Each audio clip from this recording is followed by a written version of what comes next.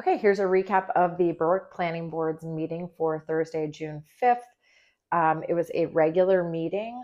The board had a public hearing. The public hearing is for a multifamily housing complex, which is 29 units, that is proposed to be built on the corner of Knox Lane and Sullivan Street, which is also known as Pine Hill Road. I'm going to give you a little view of what that is.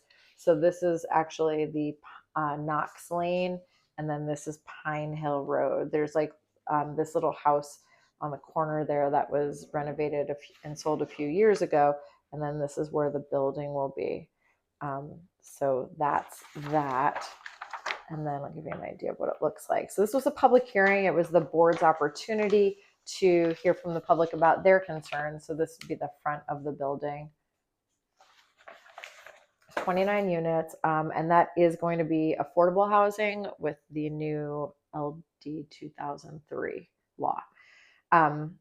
There was a full house. There was almost standing room only at the meeting.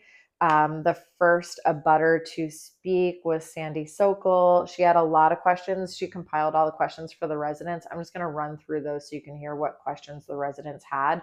How would the residences around be affected by the increased water and sewer demands? There's a path that goes from behind that where that building is going to be to the rec fields. How do they ensure that folks stay on the path and not go into abutters' backyards? Wetlands impact. I guess they've already had some water in their basements from some wetland filling that has happened on that property. There was a lot of concern about traffic on Pine Hill Road. They brought up that the police recently had that traffic trailer out there.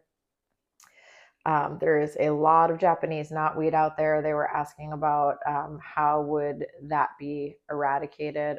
They didn't have a real good answer for that, I don't think. Where a dumpster would be, who the management company would be, what height the fence would be, if the proper permits were pulled already, and that is in regards to the wetlands filling that had happened. Then we had Andrew Ray, another abutter, come with a question about the building height and the square footage of the units. Then Jennifer Ray came, another abutter, asking about property management, neighborhood relations, just making sure that the neighbors are made aware of things going on at the units. Again, with the size of the units, concern about light infiltration and there's going to be shielded lights. Waste concerns, so the dumpster, the impact of the density being managed properly. So because that's bringing 29 units to that neighborhood, just seeing how that density increase would be managed. And then she wanted to know about the effect of the building on the value of the houses that are abutters. We had another member of the public come up, Rebecca Needham. She was concerned that the affordable housing would become Section 8 housing. She was also concerned about flooding. Another abutter came, Deidre Butler was concerned about flooding after trees were cut down and concerned that the paving would divert water to the abutters and neighboring properties. And then finally, we had Joanne Desmond, another abutter, with concerns that the project will transform the neighborhood negatively, and concerns about the traffic. So the public hearing was then closed. We then had a public comment session, and Derek Brown, who's one of the residents on Halflinger Lane, came forward. He just wanted to make the board aware that there had been a letter that was written to the board and the town manager that there has been no progress made in the finishing of the development common areas since November, when I guess we started talking about it, or it was told that progress would be made. April 17th, the developer had come and asked for an amendment, and that was basically rejected. And then it was proposed that possibly the developer could request a waiver, but that waivers are granted at the beginning of like when a development is proposed, not after it's already been done. There was concerns about the granite curbing, and the lighting was never installed properly, and so now it wants to be switched to solar lighting. So there was a lot of concerns about that. We heard that. Approved the minutes. Opened up the old business again, which is that multifamily affordable housing. Just kind of went through the plan, went through all of the abutters questions. I mean, it's been, so let's see, it's been approved by the water and the sewer department. I'm not sure if that would affect water pressure. That was one of the questions.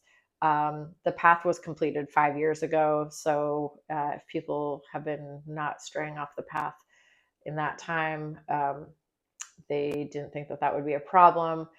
The wetlands impact, we actually are going to have somebody else go out there and take a look at the wetlands impact. There's been a traffic study done, so that's already been addressed. The dumpster will be enclosed. The fence height will be 6 foot high. That's what the code allows. Anything higher than 6 foot is considered a spite fence. UPM is going to be the management company. The building height is going to be 35 feet.